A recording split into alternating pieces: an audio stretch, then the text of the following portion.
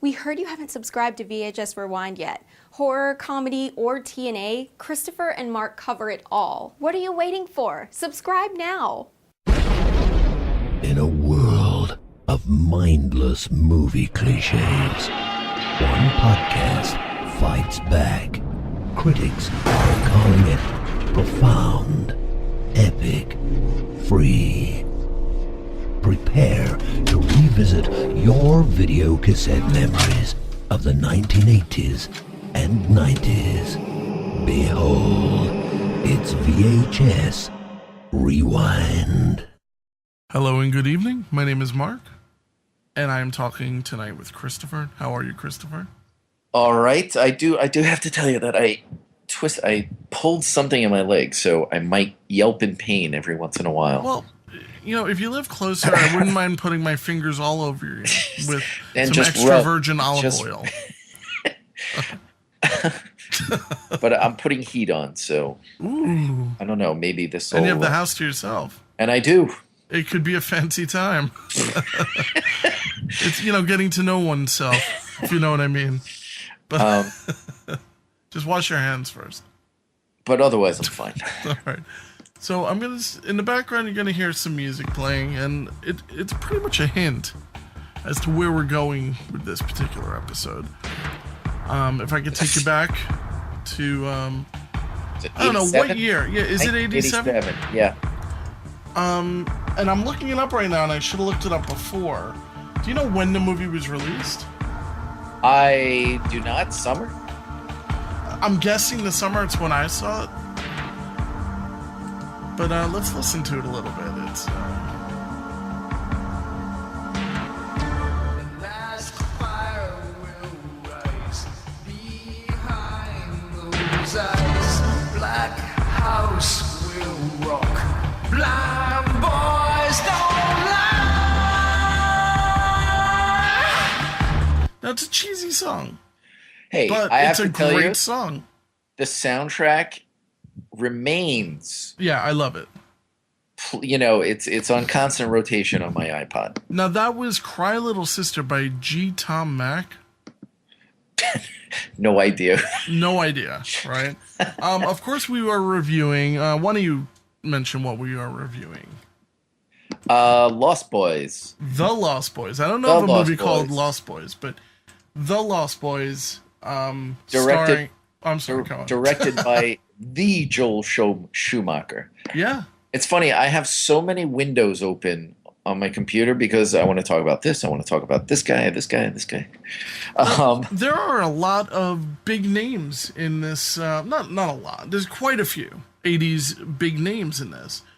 Jason Patric, which went on to... I don't know exactly what he went on to do. What the hell did he go on to do? Yeah, Speed 2. That was a pretty good movie. Don't go over 55. Ouch. Corey Haim, the classic forever loving, this show should be sponsored by, for and by Corey Haim Foundation. The other Corey Feldman. Now, this may be the first Corey movie. Is it the first? I don't know. You might be... I need to look at that.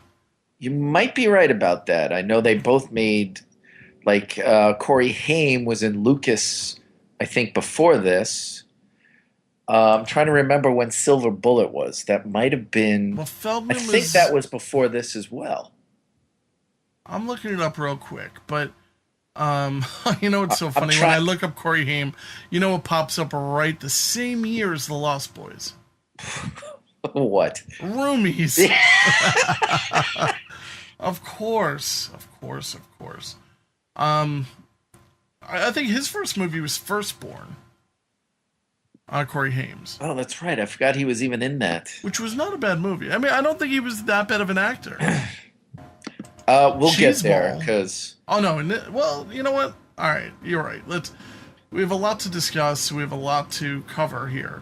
We have Jamie Gertz, who's never looked better. I think she looked better in Less Than Zero. She never looked better. No, I'm right. She was... I really liked her. Yeah. At the same time that I freely admitted she is an atrocious actress. atrocious. She has a couple lines that are just cringeworthy. And she has it every movie she's in. She's got this blank readings that are just. Did you ever see? I'm just curious. Did you ever see? Since it's a guitar movie, did you ever see that Crossroads with Ralph Macchio? I was just curious what you thought of that. Yeah, the Karate Kid of guitar. Yeah. Just curious. And Steve Vai at the end. Yeah, you know that. Speaking of atrocious movies, that is an atrocious movie. But it's a fun movie to watch. Yeah, I like it. It's easy movie to watch. I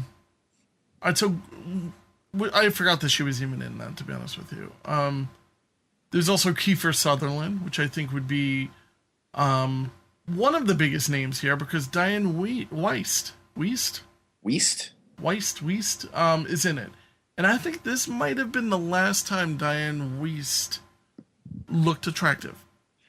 Whoa. Ish, all right, ish. That's all you. No, I'm just saying. I said Jamie Gertz. Yes, Diane Wiest.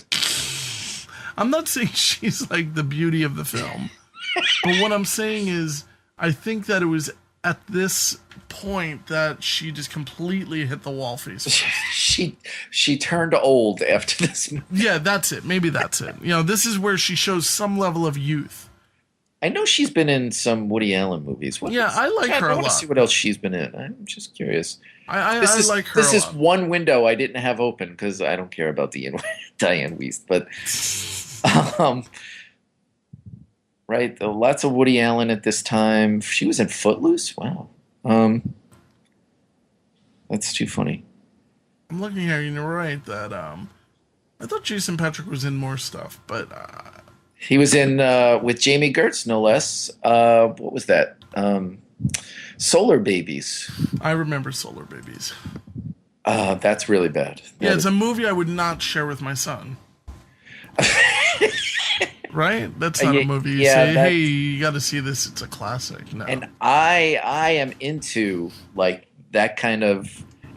You know, I hesitate to call it a cult movie because bad cinema. Yeah, bad cinema. Thank you. I love bad cinema. I want my kids to love bad cinema, but that is not one that I will. Yeah, that's like throwaway cinema. Yeah, it's pretty bad. All right. So moving on to The Lost Boys, 1987. I still didn't get the exact. Oh, here we go. Release date was July 31st, 1987. Okay. Which is kind of late in the summer. But, dead of summer. I didn't recall this movie doing very well in theaters. Or maybe it did okay, but I think it really found its home on VHS. Oh, yeah, absolutely. Absolutely. This is a movie that I rented with friends of mine all the time. I thought this was an excellent coming-of-age film. And again, this is where it's going to show you and I having a little bit of a difference in age at this period of time. I was a little too old, I think, for the demographic it was going after. Right. This is like really like firmly entrenched in the MTV era and aesthetic too. I mean, I was 14 when this movie came out. I was already in probably my 5th band. I had really long hair. I was into like glam rock at the time. What? Yeah, I did not know this about you. Glam rock? Well, I was never my hair was never high, but it was long. Wait, that's glam? That makes it glam? Well, it depends. New York Dolls glam or I was never lipstick kind of, glitter boa. Sure you are. Glam. No, I appreciate that kind of stuff. I like it. But it's not for me. I've always been kind of a wearing all black kind of person. Still to this day. Yes. It's just the way I am. So, but I was into more glammy stuff back then. I have no problem saying, bands that I loved back then were like Dangerous Toys or actually Dangerous Toys might have come out after, but like Motley Crue, Guns N' Roses, bands like that. Mm-hmm. Maybe even Poison. I enjoyed Poison. I enjoyed Poison. There's nothing wrong with that. But what's the deal with that bandana, Brad? What's the deal? Ouch. But even though I was like past the demographic for this movie, I remember liking it. I saw it in the theaters. I liked it a lot. Mm-hmm. I'm not sure, like, the Corey Haim, Corey Feldman shtick has aged well. I can't stand those guys now. I don't know. I have a nostalgia value for them, I suppose. You mean the two Coreys in general? Yeah, the two Coreys in general, but Corey Feldman's frog, I guess, yeah. I'm not, I wasn't digging that aspect of it. You mean Edgar Allan Frog didn't make you laugh? Edgar Oh Allan. my God. They had a couple of good lines. I mean, I'll give them that. I was just like, Corey Haim really got on my nerves in this movie. Watching it today. Well, I have a number of issues myself with his character because he comes off as a snob. A snob? But like what kind of snob? Not comic books. No, but a snob like he came from money. Money, or he came. What was it? They're moving from Phoenix to Santa Clara, California, and frankly, I'd rather live in Santa Clara, California, than Phoenix, Arizona. Holy shit! Wouldn't to be like in your to be a teenager in this town? Incredible, right? Mm-hmm. You live in an amusement park town with concerts on the beach. With concerts in the beach with a guy with no shirt on who looks like he can lift. He's benching like 720, and he's playing saxophone. That guy rocks, and he's one of my favorite parts of the movie. That makes no sense. What was that guy's name again? Was it Tim Capello? Yeah. Who's he's an actual musician from around this time. He backed, what did I read? He backed Tina Turner, for one. Shirtless? I wonder. Probably. There's a lot of video of him. This is around the Thunderdome time, right? Yeah, it's a little bit after Thunderdome. I think Thunderdome was, 85, maybe? Now, did he do any other movies? He had some starring stuff. Wait, that's one of the windows I had open. Oh, really? I had open because I could have swore I heard Tim Capello. I could have swore I heard that this guy appeared in one of those atrocious Lost Boys sequels, but I just can't. I'm not watching those movies. I will not watch those movies ever. He was in Tap. What is that? Is that the movie about Tap with Gregory Hines? Yeah, it was with Gregory Hines. What the hell was he doing in there? He was also in Hearts of Fire with Bob Dylan, which I couldn't believe. Hearts of Fire, really? Which I want to see. He was in a Miami Vice episode. And and he was in What's Love Got to Do with It, the Tina Turner story. I just have to play this because it's just so funny. For that gal Tallulah, he's Tallulah's fooler. I would fight a duel. Tallulah's got him schooler. I would. Alright, this might fall flat because it's not getting to the part that I want. Forget it. What was going to happen? I was looking for a tap dancer. I Like, can't believe he was in. I forget that. But yeah, he kind of stands out as like, what's the point of this guy? It's kind of strange, And yet it's just I just can't tell you. I mean, it's really like an iconic thing from this movie. It's amazing how this guy is remembered for this movie. And he's actually credited as beach concert star. Can't make that up. He doesn't the lip syncing is really bad, but it's actually him singing it. It's just a bad lip sync. Now, what's also kind of bad is, well, you know what? Let's start the movie. Let's kind of talk about the movie itself.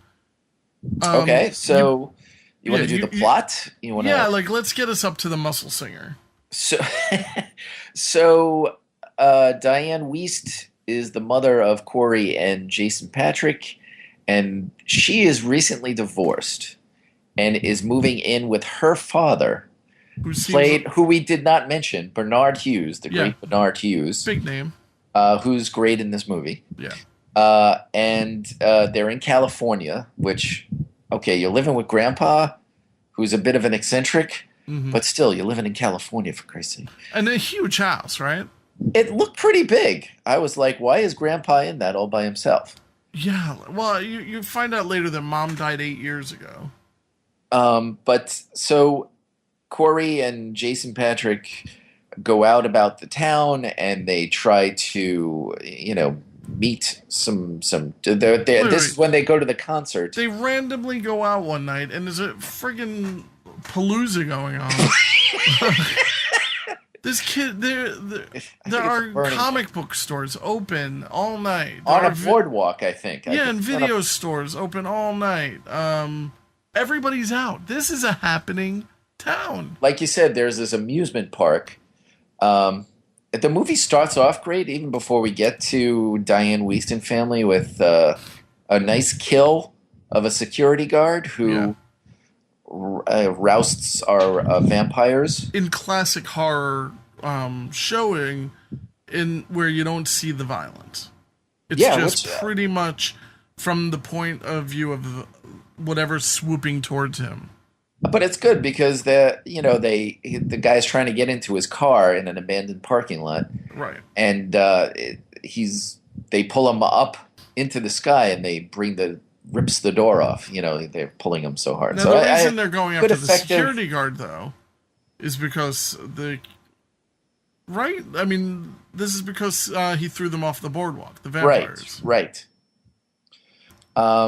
But like you say, then Jason Patric and Corey. So let's just stop for a second. Talk about Corey and Jason Patric. Now, Corey is coming from Phoenix, Arizona.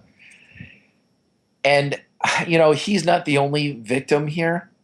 Everybody, maybe not Jason Patric so much, but everybody else dresses in such a garish fashion sense, like lots of checkers, lots of color, lots of pink, a lot of shoulder pads, like Edward Herman, for God's sake. The guy's already huge. All right, maybe Grandpa doesn't get into it. He dresses like a grandpa, but everybody, Diane Wiest has some strange outfits, but Corey Haim, I can't figure out how old he's supposed to be. You know what? It's as though he went on the set of Golden Girls. And picked, right? I'm not kidding. Think about this. And went into the mod section and picked out some mod outfits, and that's what he's wearing. I mean, I can't just tell you the colors, the designs on his clothes. In one scene, he's wearing, I think it's a shirt, but it's a floor-length shirt. Yeah, yes. Or maybe it's a floor-length like sport jacket. I don't know. It's the weirdest thing. And Jason Patric is more like the rebel, and it's basic jeans and a t-shirt. Yeah, okay, jean jacket guy. I can do with that. And then the vampires themselves, Kiefer and what's that other guy? The Bill and Ted guy. There's Markle. There's Paul. There's David. Alex Winter. That's his name. That's from Paul and Ted. Right. They're all dressed. I hesitate to say punks because they don't act like punks, although they have spiky hair. Maybe they have, but they have a punk look. Yeah, I mean, again, it's just the fashion sense is so front and center here, and I don't know if that's the MTV aesthetic of the time. I was not into music at this time, really. No, the clothing for this particular movie was very, very strange. Did you just hear that? Yeah, what was that? Is somebody trying to get on? Oh, no. It's Windows 8.1 doing something stupid. What people were dressing like in this era was, for rock bands and everything, was definitely more stylized. It wasn't whatever this is. I mean, if you recall, like, the grunge thing, which is what I'm going to say, like, this was mostly. It was very grungy. You think it's grunge? Okay. No, not grunge, but grungy. Okay. Because, like, they're wearing, like, leather dusters and that kind of stuff. Lots of quasi mullets. Like, Yeah, Kiefer has a mullet. And he pulls it off. Yep, no, he does. I think he looks good. He looks menacing. I think he does a really good job as the vampire. I'm just looking at his IMDb to see if he's done anything else I liked him in. But Kiefer Sutherland? yeah, what has he done? He's nothing. That's a good point. I mean, everyone says, well, 24, which I've never watched. I've watched a few, and it was just, it was all right. He was in Stand By Me, but he was just a bully in that one. It was in Marmaduke. But the bottom line is, they really weren't, nobody was really dressing like this. And that's kind of another thing that was kind of interesting. Like, I looked at this as almost like a Mad Max kind of dress. Yeah, like, it's kind of just thrown together. It's functional. That's people might say that it dates the movie, but I don't think so. I don't think this movie is dated in any way. I think it taps into, even with the fashions, I think it still taps into a certain, what is it, like rebel without a cause kind of. Yeah, I see that. Ambivalence on the part of the kids. But I think that was also supposed to be intentional too. It's supposed to, they're not really supposed to be representing any type of person. Although Jim Morrison is hanging on the wall of the... Yeah, and they have a weird moment there with that photo, with that, that famous portrait of him. Right. So, let's get to the really bad line. All right, so they see them, they're in a concert, and,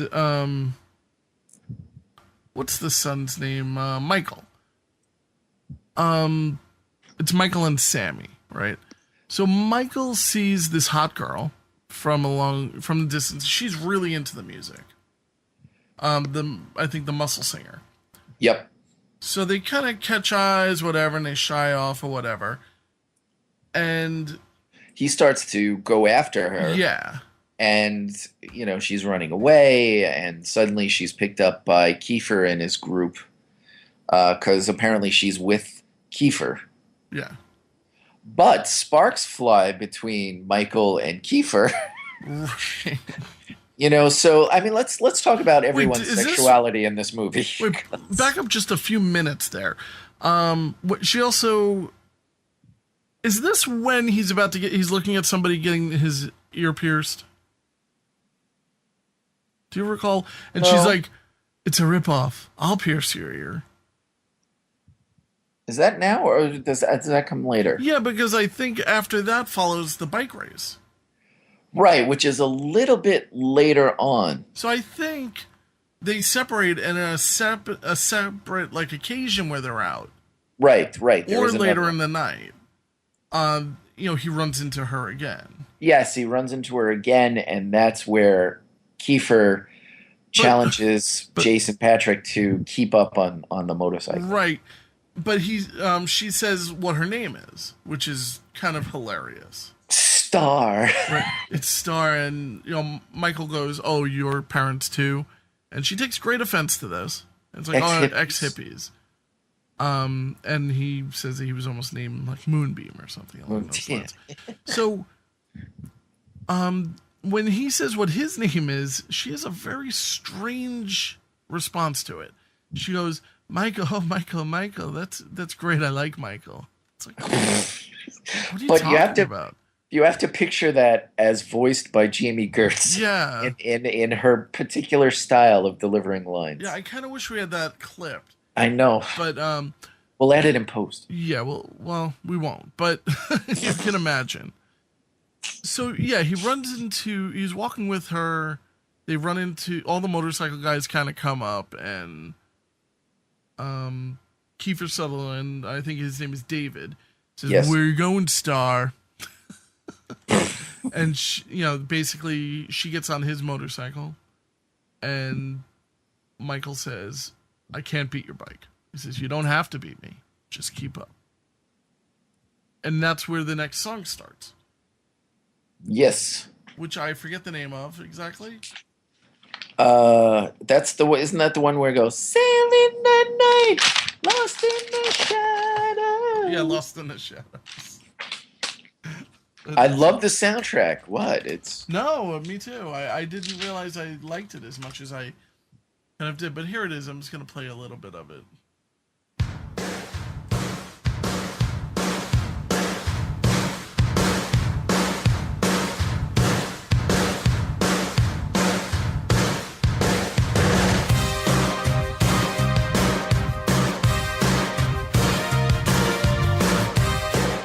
If you can imagine, there's a motorcycle race going on over this. And, they're going through fog and all this kind of crazy stuff. under the boardwalk.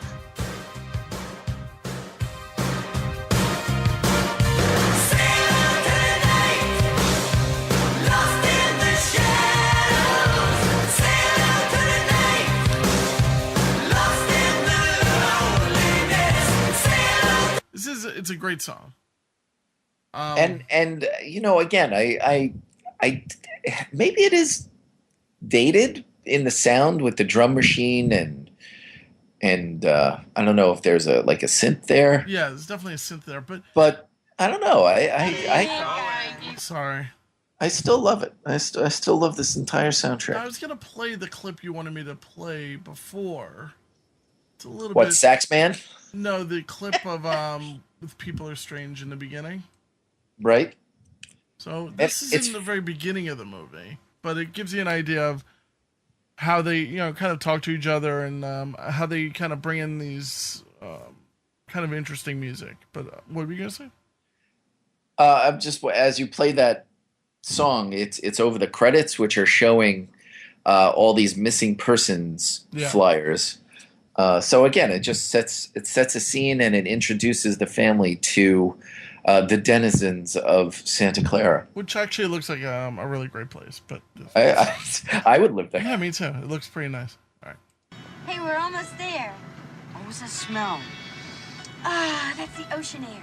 It smells like someone died. Aw, honey, look, guys, I know the last year hasn't been easy, but I think you're really gonna like living in Santa Carla. When you're a stranger, faces look ugly. Women seem wicked. When you're unwanted, streets are uneven. When you're down, when you're straight, faces come out of the rain. When you're straight, no one remembers your name. When you're straight.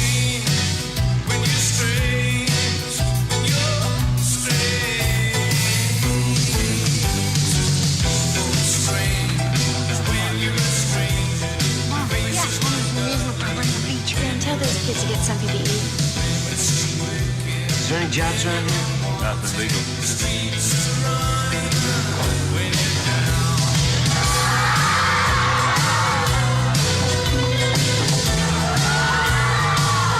And all those screams are people on amazing rides, like the Wave Jammer.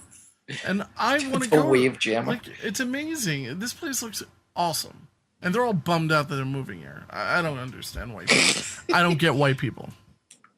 And imagine how much the rent is in that place today. Can you imagine? It's funny with the soundtrack, like all of these people have never been heard from again. Although they're not even What Hidden Wonders. I think In Excess is on. Oh yeah, I mean, is one song, but like the People Are Strange cover. I don't know who did that, but have we heard from them again? but it was kind of a minor hit back in the 80s. Was it? Okay. Yeah, I remember them playing it on the radio, and it was like, I don't know who performed that. Kind of strange. Do you want to hear the sax man? Yeah, I mean, just I always love revisiting the sax man. All right, here we go.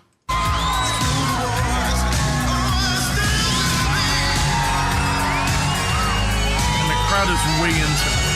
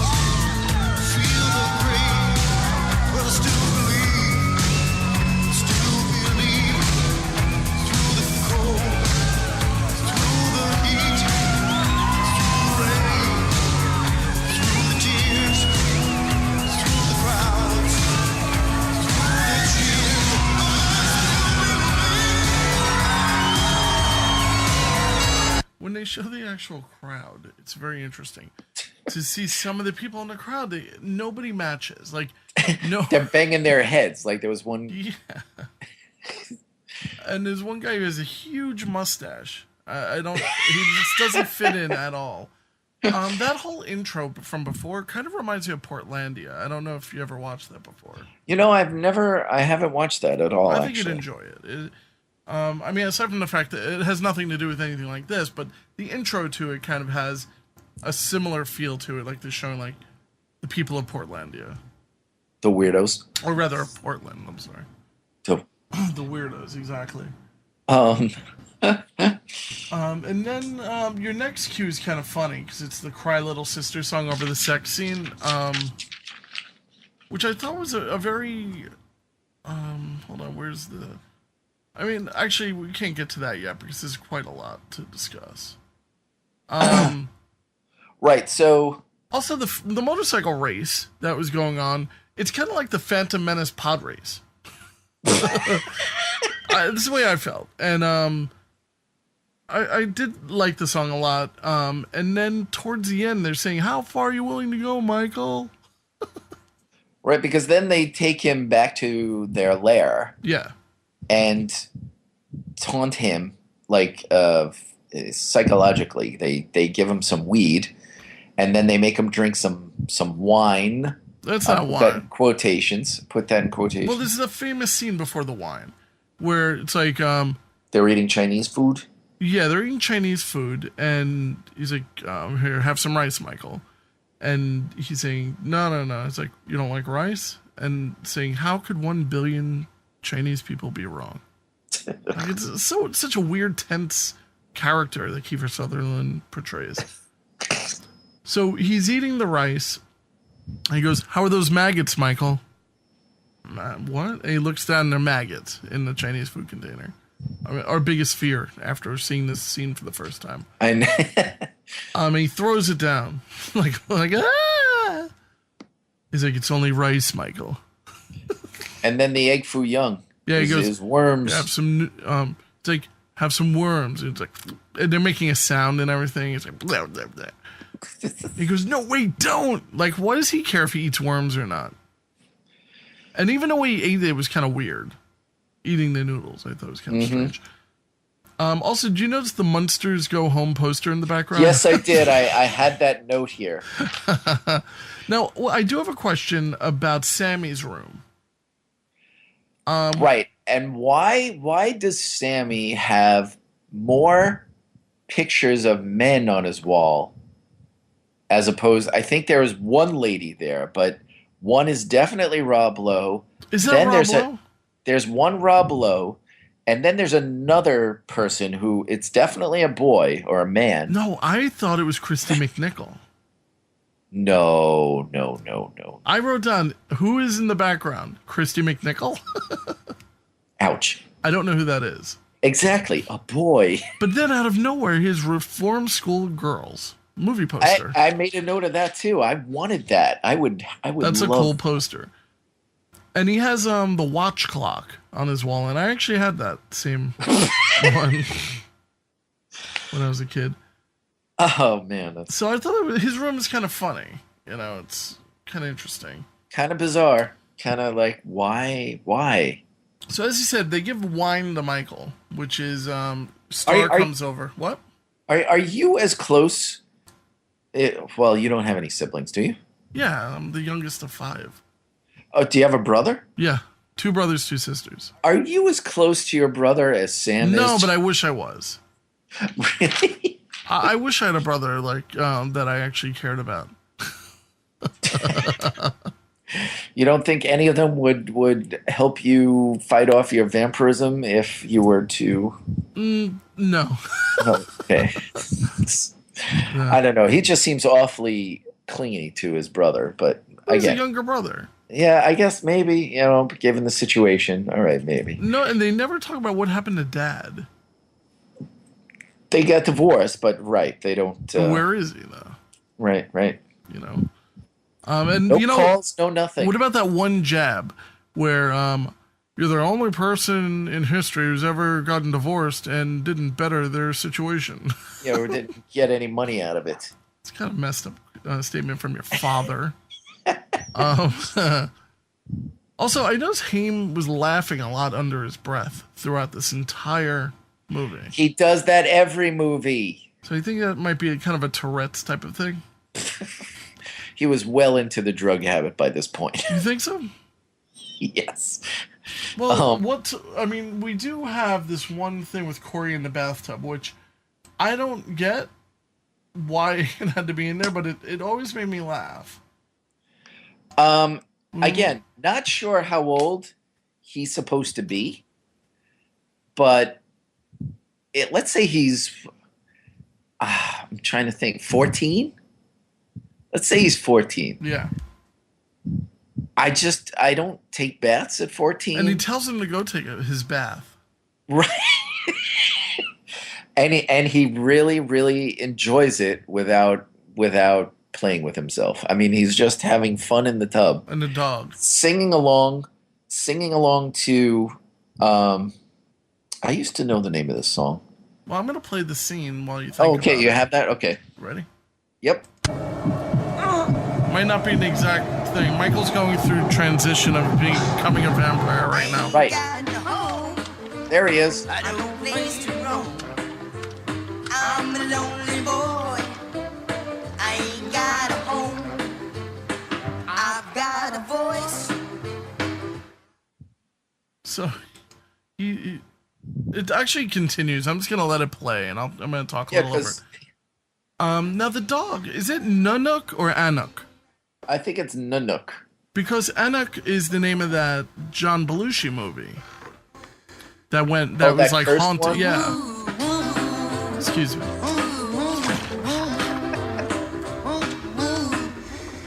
He drops the comb and he's like cracking up. He's like having the best time ever.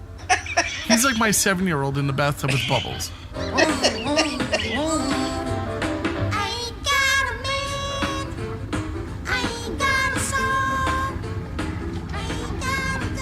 And Michael's getting closer because Michael's transitioning He into a wants vampire. And he's about to come in, but Nanook is a wolf, sort of. It's like a...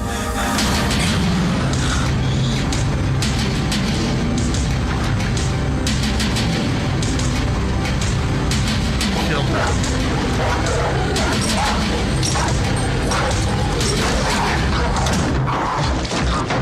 You know that dog, the only way to get him to do that would be like to do something like really mean. I don't know. Like, I'm gonna eat your food in front of you. I don't know, like, or give him food and then take it away. Nanook is like either like an Alaskan husky Yes. or a wolf. Not a, but it's an Alaskan husky, definitely. They're beautiful it's just- dogs. But big and mean looking. I don't And think, you think they're big and mean looking? I don't know. Would you want that as a pet? I don't Yeah, know. that's a They beautiful look- dog. Actually, I have a sad story about a dog like that. Oh. We had a house fire 2 houses down, the night before Halloween, actually, and the dog died in the fire. Didn't get burned, thankfully, but from smoke inhalation. Oh man, inhalation. imagine. And they were giving the dog CPR on the lawn, and it was pretty heartbreaking because this dog has gotten out of the house before and out of the yard and ended up in our backyard. And the dog is so friendly, super loving, and huge dog. But yeah, so we always, I always love those kind of dogs. Very sweet dogs. Imagine a dog dying of smoke inhalation. No, I just can't imagine. It's just Imagine awful. being the EMT who has to give the dog mouth to mouth. Yeah, I mean, well, no, they have a mask for that. Like Do they? It goes Okay. over the whole snout, and no, I mean, I don't need to laugh. I know. It's just you picture it, but I had to explain to my son how that's not going to happen to us. I had to go around change all the batteries and the smoke detectors. Oh, Yeah, I mean, he was home. We had just gotten home from a Halloween party. oh. Yeah, and a fire truck is coming in behind me. I'm like, what the? Where's this fire truck going? And stops like right in front of my house. I'm like, what? Ouch. But we have Nest Protect. It's like that's, I don't care how fancy your smoke detector is. It's not going to keep the fire from spreading. Oh. Yeah, but thankfully no people were got hurt. But anyway, moving on to. By the way, did I tell you we adopted a kitten? You did? Yes, we adopted a feline, if you will, named Una. How old? Probably about 7 weeks old. Nice. Totally litter box trained already. Beautiful little kitty. And just a cutie, woody. What did you name her? Una, Oona, which is a name I always loved, and is also the name of Charlie Chaplin's wife. Nice. So our nice. animals are now Yoki and Una. And we have to get her spayed in the next. I don't know when is the soonest I can get her spayed, but Quickly. because I want to bang her. No. She's not. She's a inside. Oh yes, cat? yes. Okay, good. I mean, I would love to have a cat that was so independent and that it can go out, but I feel like it might bring in fleas Something. or disease. You have Yeah. cats, right? I do, but they don't leave this house. Yeah, like this cat is already trained. Like we let our dog out to pee and poop in our backyard, and then our gardener cleans it up. But we, the cat will sit there at the back screen door, just sitting there. I can open it up. The cat does not move. It just knows not to leave. So the cat's pretty awesome. Nice. Yeah. So anyway, all right, back to the Lost Boys. So Michael's beginning to turn. The boys, the vampires, are slowly but surely trying to get him over to And this fully. also, I'm sorry, before the transition happened because he drank blood. And Right. was supposed to be David's blood. Then they had this weird transition of Jim Morrison poster and Michael, which I just thought was weird. Like, I was like, what are you saying here? And I don't understand. Well, Michael is modeled on Jim Morrison. He's got the same kind of longish kind of hair, dark hair. Well, it's not He's like got- Morrison was like some spiritual. Well, yeah, he's got that rep. Oh, yeah. I wouldn't know. But That doors suck.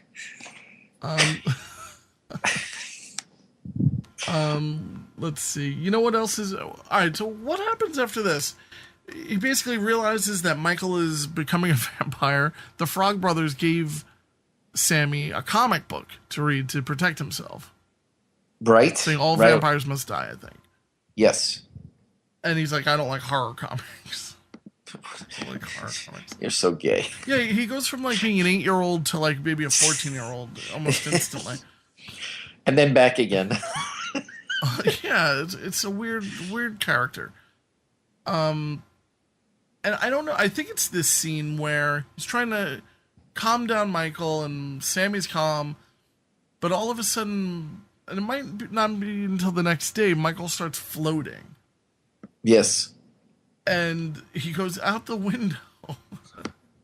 I was cracking up during the scene. Why don't you tell us this scene? Well, like you say, he's. I don't know why he can't. I guess he can't control his flying abilities yet. So I he's felt like just. he was being pulled to them. That's what I felt. But it was daytime, though. No, that was Wasn't it? nighttime. Or was it nighttime? Yeah. That's what I Maybe you're thought. right. I thought Maybe you're right. But even when maybe you're right, because he's in his room and he goes up to the ceiling and then goes out the window and he's hanging onto the phone. He's like, "Help me, Sammy!" Calling on his little brother for help. Jesus. And his mom goes out on a date with Edward Herrmann. Edward Herrmann, who I don't know if you noticed, like he owns a video store. Pretty awesome. So yeah. I loved looking in the background. Yeah, me too. At all of the video boxes, and I don't know if you picked up on this, but a large majority of them were the old school Warner videos, like the large plastic boxes. No, I didn't actually. So Warner Brothers distributed this film, so that's kind of makes sense that they would shove in all of their films in the video store. So I saw like the old school Warner's box for Old Lucky Man. These were like oversized plastic, like the clamshell boxes that are just awesome. It's just just a awesome. standee, and I'm trying to remember what it was for. It wasn't Pumpkinhead, was it? No, I don't know. It wasn't was Pumpkinhead. a horror one back there. Cannot remember what it was. Wait, did I write down? I didn't write down anything about the video store. Well, it was something like that. Yeah, I mean, again, it was so cool to see like the video boxes. Mm-hmm. It's a shame that videos won't ever come back. Yeah, I mean, unless it's like some type of niche. And it's interesting. I'm actually looking at the scene now where the mom's like in the video store and they have like This is when she's going for when she's going for the job. But they have like a magazine called Video Review. Oh yeah, like front and center. I used to read that. I used to read it. And, it's just kind of a cool. It also looks like a good video store. It's huge. They had like a whole like wall of televisions. Yeah. This is like a Blockbuster before Blockbuster. What happened to all that cool stuff? It is huge. So what happens after this? Like, with the phone call to the mom is hilarious. Right, because Sam is screaming about Michael being outside the window, and anyway, so mom gets like closer and closer to Edward Herrmann, and they're sort of dating more seriously. Mm-hmm. Eventually, Corey calls on the Frog Brothers to help him. I'm sorry. There's European Vacation in the back, and there's also Kiss of the Spider Woman. See, I was curious about that one. I'm not sure if that was a Warner's film. I know European Vacation was, because again, the oversized clam box. Yeah. But Kiss of the Spider Woman, I remember that box, and it was a small, like a cardboard box. A cardboard box, So I don't think that was Warner Brothers, but I could be wrong. But it's also a standee. It could have been during the transition away from those plastic things too, because in '87, this is when Blockbuster Video is getting bigger and bigger by the minute. I hate to interrupt this movie, but kid, weren't you thinking like in the last week or so how much we have seen in our lifetime, like the revolution, technology? Like we lived through the VHS boom and how movies became, into our homes like that. We saw the cable takeover. We saw DVDs come in, and then all this stuff that happened historically in like just the last week. With the passing same sex and all this other stuff going on. I was like, wow, I have lived through all of this stuff, and I didn't even realize it at the time. It was like, this came to me like looking at that video store. Like I used to work in a video store like that. And I was like, wow, it's all gone. Well, you know what it is? We got to see. I like the whether or not the gay marriage thing to me anyway is just a total fully logical type of thing. For me personally, I don't really care what someone else's opinion is. I just feel like it was the right thing. But we were never around when it became illegal. But I think what is amazing to me when what you're talking about is we saw the coming of the Blockbuster Video. Like we lived during the time of when the mom and pop video stores first opened. Right. When your town got a fucking video store, and you're like, holy crap, how much is membership? You know, Right. We bring can movies home remember now. when you had to pay for a membership Yep. for nothing. What do you get with that membership? Oh, you can rent. Yeah, you know, you might have to even leave a deposit. You know, so we lived through that to right now, where how do we watch Lost Boys? We streamed it through Netflix. We went from that to that. It's just pretty amazing. incredible. Yeah. I just can't imagine what if our kids are going to have the same kind of, will they see the same kinds of change in their lifetime? It's just amazing to me that we've seen this. Right. It's like being alive when people walked on the moon for the first time. It's that kind of. It's just amazing what we have lived through in our lifetimes. Right. I just can't get over it. And the kind of things that, like we watch these movies, and a lot of these people are dead now. And that's kind of crazy. Corey Haim is no longer with us. He's a kid here. Uh-huh. And there's no reason for it. He's like my age, our age. And, it really is an eye-opener when we watch some of these movies and, we remember being maybe not adults, but young adults and watching it and thinking, oh, okay, this movie, blah, blah, blah. And then 25 some odd years later, we're revisiting them.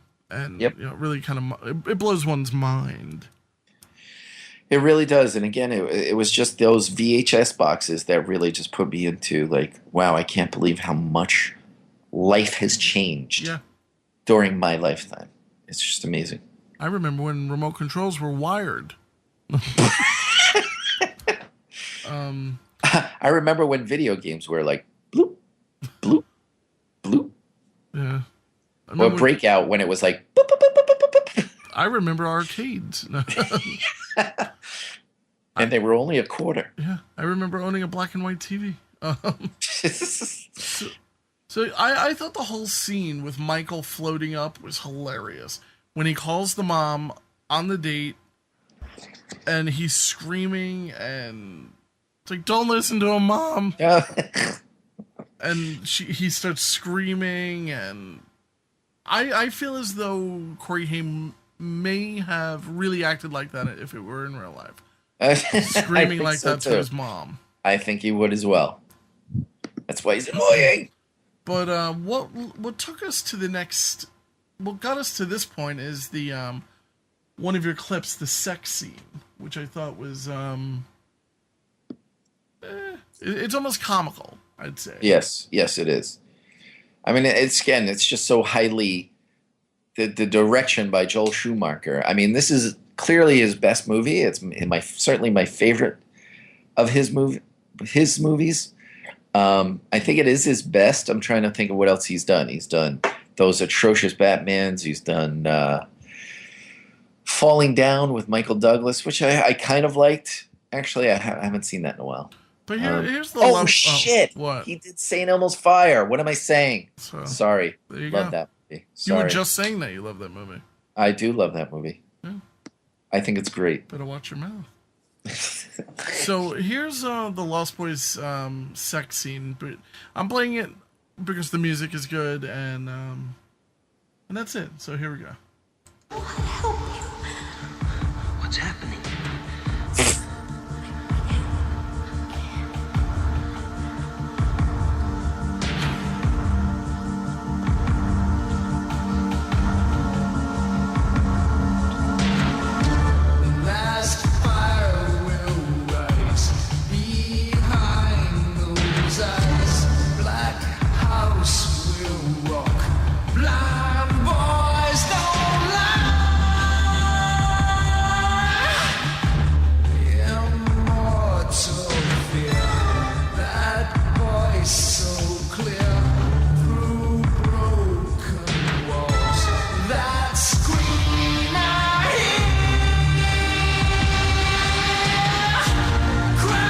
To point out they're like fooling around on the bed or whatever, and it's like a 4-poster bed with curtains around, and Then they just cut to clouds,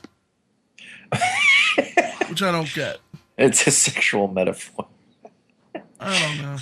Um, It's kind of heavy-handed. yeah, but again, the whole movie is kind of hyper, like I said, MTVized. Yeah. I think there's a lot of these kind of weird scenes. Who do you think might have been better than Jason Patric to play this character? Or you think he's an ideal character? I think he's fine. He brings the same. He brings the right amount of pseudo rebel without a cause seriousness. Yeah, I thought he was very good in this, but I was just thinking that James Spader would have been a better sex scene. Ew. Well, every single movie he's ever been in is pretty much a sex scene. I think Spader maybe is the vampire. No. I think Kiefer Sutherland is spot on the best vampire choice. He's almost an albino. He does a good job, but I'm trying to think. Again, I think Jason Patric is sort of just right. I don't think he's a great actor. He hasn't. He doesn't have a big range. Probably. I haven't seen it. Right. Speed 2.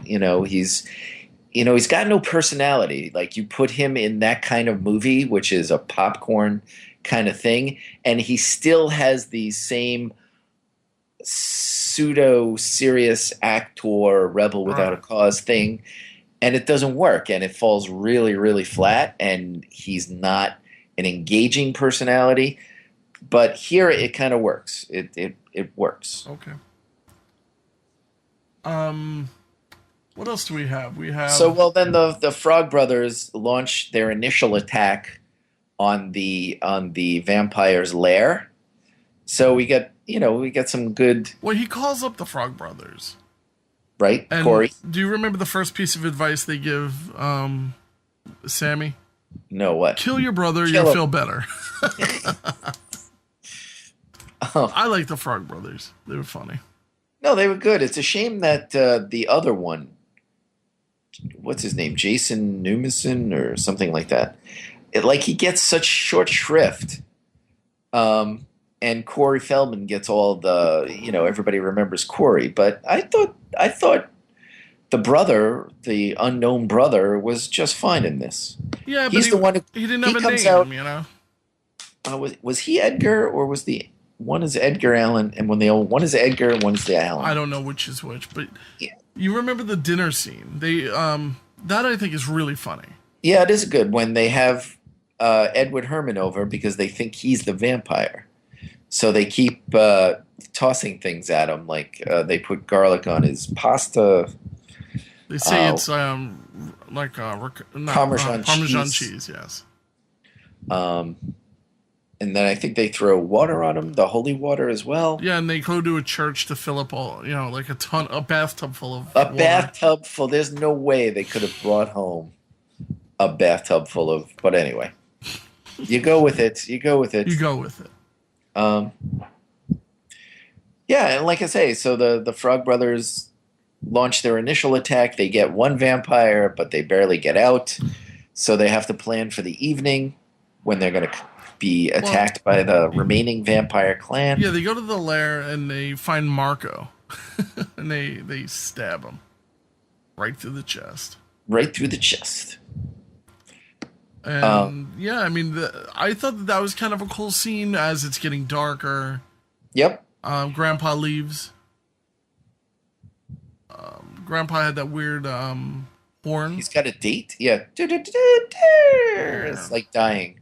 Yeah, so basically as it's getting darker and darker and darker, they're getting ready. And, it does have a cool tension going on. And when they show up, they're really, the vampires are ready to fight. The first kill, I guess, was in the bathroom. The bathtub, yeah, when Nanook. Yeah, well, he splashes him with water and it's burning him. And then Nanook throws him in the bathtub. That's the way you said that. And he's like, so that was a pretty cool scene, I thought. It was. I was going to say, what did you think of the the makeup effects. I thought it was halfway decent. Actually, I thought it was pretty good. Yeah, I kind of like them. I like the old school makeup effects. There's no pre-CGI people. I like all of that. The only vampire who looks really stupid, Long hair, black guy. no, is spoiler alert. Edward Herman. Yeah, he's Edward the Herman worst. turns out to be the head vampire. He's like a wimp. He's like a cartoon character. Yeah, it looks ridiculous. It looks fake. I still prefer. I will take this over any kind of CGI ever, but it does look a little silly and not as menacing as certainly Kiefer looked. And actually, the other ones, although they were kind of comical, they still maintained some menace. But Edward Herman can't pull it off. Also, can I ask why Michael, who's not a vampire, right? He's turning into one. He's got the blood in him. But he can full out fight David. Yes. Why? Well, I mean, remember, don't forget now that Star is being followed around by what was that little kid's name who's dressed? Eddie Munster. Eddie Munster. Like, that was a good line. It was. He's dressed in like a Confederate jacket or something. Anyway. Yeah, it's like Sergeant Pepper. You know what I mean? So that's a good point.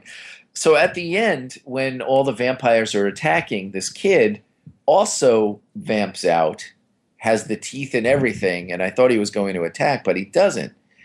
I guess he hasn't done his first kill, which is what the vampire clan is trying to get Michael to do, is to kill. Like, I guess you kill and then you feast on your first kill.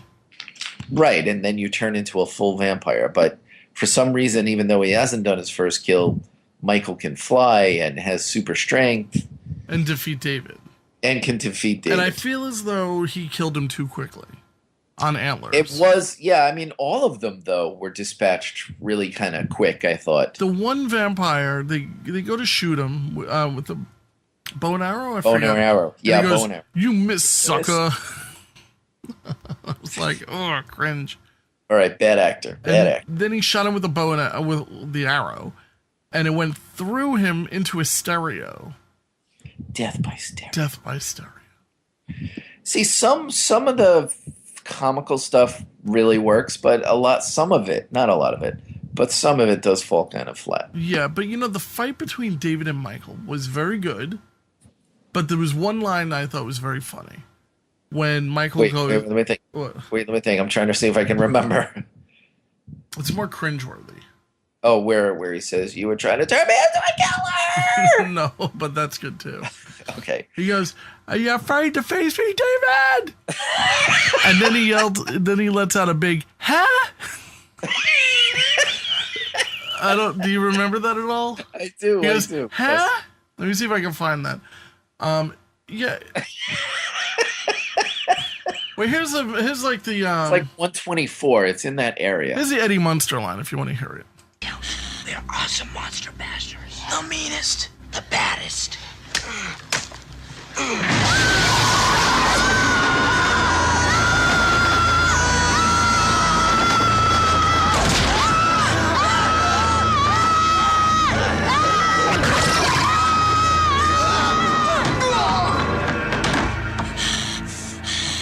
Holy shit! It's the attack of Eddie Munster! Get out!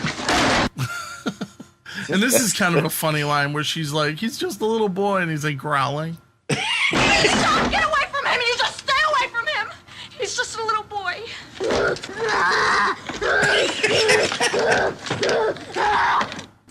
And he looks scary, that little kid, as a vampire. He does. Yeah.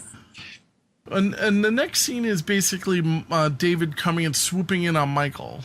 Like, why Michael can't see a vampire flying at you, no matter how fast he's coming. This is what it sounds like. Yeah!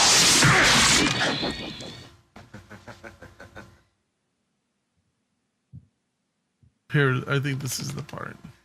You afraid to face me, David? Huh?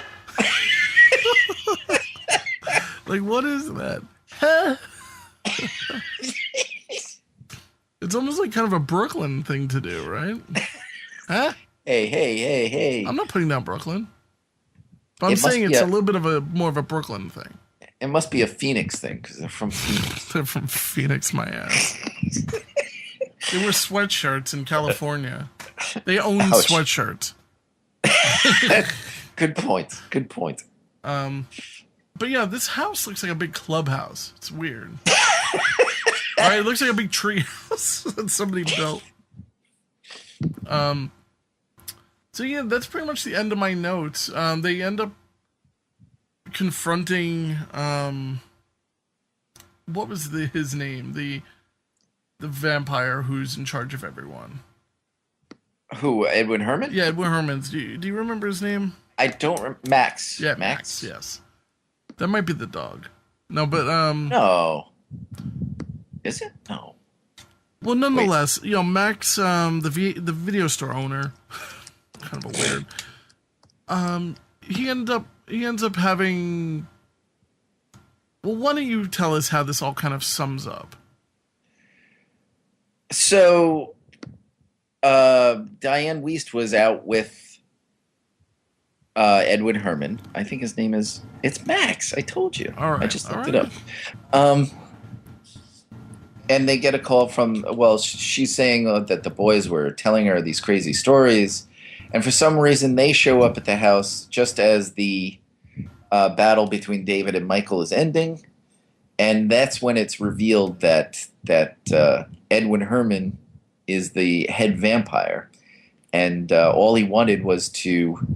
He really wants Diane Wiest to join them, which makes no sense because he just met this woman like 3 days ago, right? But she has a kind nature. That's why he's like, well, all boys need their mothers, need a mother, and when he first saw her just outside the video store, she was taking care of a little boy who was had lost his mom. Right.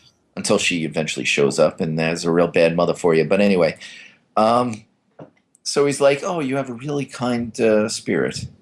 And that's why I think he latched on to her. Okay. But yes, he wanted her and was hoping that the boys could bring Michael and Sammy over, because then she would have no choice but to join and be the mother of the entire clan. Mm-hmm. So who comes to save the day, though? Who kills the final vampire? Grandpa. Yeah. He backs with his the truck. horn and everything. With the and we saw him building a fence, I guess it was, earlier, and he's got these real big spiky poles that you knew were going to come into play somehow. But I thought it was really cool that he killed the head vampire. I thought. Well, I could play you the last line. Right, which is a great line. Yeah. And I'm just gonna play it out and let it end there. But all in all, how did you feel about rewatching The Lost Boys? I liked it. Me I think too. it still holds up. I think this is one I am going to play for my kids. Yeah, me too. I think this is something that, although I think my kids, when it comes to the themes of films, a little bit behind your kids, but I could see him watching this probably by the end of the summer. He would watch this. Yeah, absolutely. And another thing I just wanted to point out, we have these movies on the beach here, and they're going to be playing Jaws. So he came to me, he's like, I want to see Jaws, which I'm like, all right, awesome. You want to see it, you're coming to me, you want to see it. So we're actually going to see it on the beach, which I think is awesome. Nice. I think that's going to be really cool. What is the projection like? I mean, you get a good picture? It's pretty damn good, yeah. And sound-wise, too? The sound is remarkably good. They do a surround sound setup. Oh, wow. Yeah, well, like that's where really professional. Yeah, well, they have it's really, really set up. I posted a picture. I don't know if you saw it, but the picture is very extremely clear. It's a huge screen that they set up, and the sound. I was just very surprised at how good the sound was. And they choose a part of the beach where the boardwalk just begins, so there are no lights behind us. To like, so there's no like light artifact. So yeah, I would love to see something like The Lost Boys. That's something. But they are playing the Goonies, so thankfully there will be Corey Feldman. But yeah, the Goonies they're gonna play. You should come and you should head down, man. Has your son seen Goonies yet? Yeah, he watched Goonies. He loves it. Oh, he did? Yeah. And do they have a good lineup of other stuff? You know what? Let me promote this. Why don't I just promote Long Beach Movie Nights? Come out, meet Mark. Yeah, right. Talk to Mark about your favorite movies. You would like this. We're gonna miss it this because we'll be camping out this 11th. They're playing Airplane. Oh, you don't like Airplane? No, I love Airplane. I thought you said you don't like. And we saw Ghostbusters last week. Let's see. Here's a list of schedule. Okay, here we go. Coming the Lego movies next week, like July 18th, on the waterfront, which is interesting. Nice. August 1st is going to be Grease. Yeah. August, they're gonna have some type of children's concert on the 8th. The Goonies for the 15th, 22nd Jaws, the 29th Rocky, which would be kind of cool. Yeah. September 5th Cars, and Rocky Horror Picture Show on September 19th. No kidding, really? Yeah. Huh. And that'll end it. If you go to Facebook.com and look up Long Beach Movie Nights. I'm actually looking now. And I'm just trying to look for any of the sponsors. I'll throw them a little bit of a... How crowded does it get? Does it get really ridiculous? Not ridiculous, but there are quite a lot of people. We got there really early and we got a great seat. Let's see. We have the sponsors. Dr. Glenn's Happy Teeth. State Assembly Todd Kaminsky, who my wife went to high school with. Nassau County Legislator Denise Ford. The City of Long Beach. Thank you, City of Long Beach. PSEG Long Island, which is our electric company. The Long Beach Chamber of Commerce. Then you have like the Joe's Crab Shack, which was handing out like free appetizer cards. Panera Bread. Nice. National Grid. Thank you, National Grid, for giving me my gas in my house. Lido Wines and East End Beverage. It's pretty cool. They give out free treats, and they have like the 50-50 thing that you buy, and you can win money. This is really nice. Yeah, it's pretty cool. I'm looking at the screen. It makes you want to go to... it makes you want to live in Long Beach until you realize that during the winter, it's almost inhabitable. I love Long Beach. I just... is it far from your house? Long Beach? No. Long Beach is like a 10-minute drive. Oh, that's it? Yeah. Oh, nice. We're far enough from the beach where we don't bring sand home, but when close enough where it's not that big of a deal. My wife grew up here in Lido Beach, which is right next to Long Beach. But yeah, I mean, believe it, this is still a little bit light out when they were showing this, but when it was really dark, the picture was phenomenal. And I'm just looking at some of the pictures here. And, you can just bring whatever you want. Get blasted on the beach. Really? I see some people have some brown paper bags here. Yeah. That's too funny. But yeah, you should consider it, man. I have a lot of friends actually coming from upstate New York for Jaws. Really? Yeah, we're gonna have a corner. Are we having a round table for Kiss? Yeah, Phantom of the Park will be hopefully very soon. Okay. I'd like to do it a week after I get back from PA, and okay. I have people lined up ready to do it, but it's hard to get these people to do it. If you're listening to the show and you want to be a part of a round table, whether it be about Kiss, we'll have a call number. Call us 516-308-2397, or go to what podcast is this? VHSRewind.com. Is there anything you want to plug, Chris? Not right now. Also listen to ontheodd.com or the Blissville podcast and David Lawler. What else can we plug? Who else? Shout out, even. Shout outs. Yeah. To my baby mama, Betsy. All right, so thanks a lot for getting together tonight, Chris. I'm going to play the end of Lost Boys, and that'll be that. All right, I will talk to you. All right, take it easy. Oh, my boys. How much you think we should charge him for this? Dad. Dad?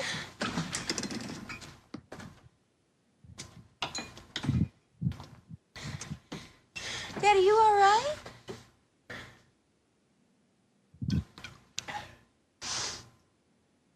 One thing about living in Santa Carla I never could stomach. All the damn vampires. People are strange when you're a stranger. Faces look ugly when you're alone. Women seem wicked when you're unwanted. Streets are uneven when you're down, when you're strange. Faces come out of the rain when you're strange. No one remembers your name when you're strange. When you're strange. When you're strange. People are strange when you're a stranger. Faces look ugly when you're alone. Women seem wicked when you're unwanted. Streets are uneven when you're down.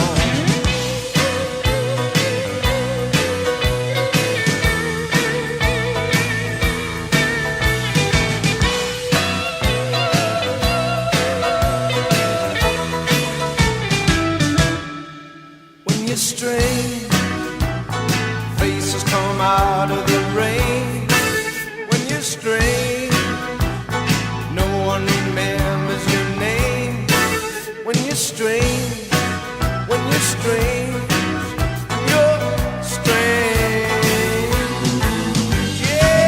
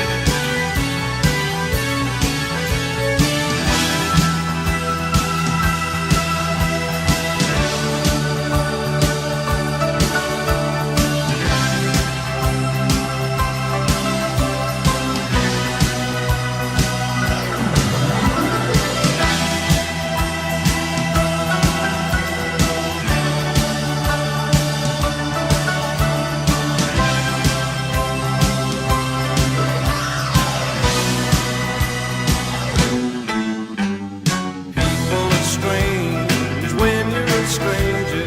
Faces look ugly when you're alone.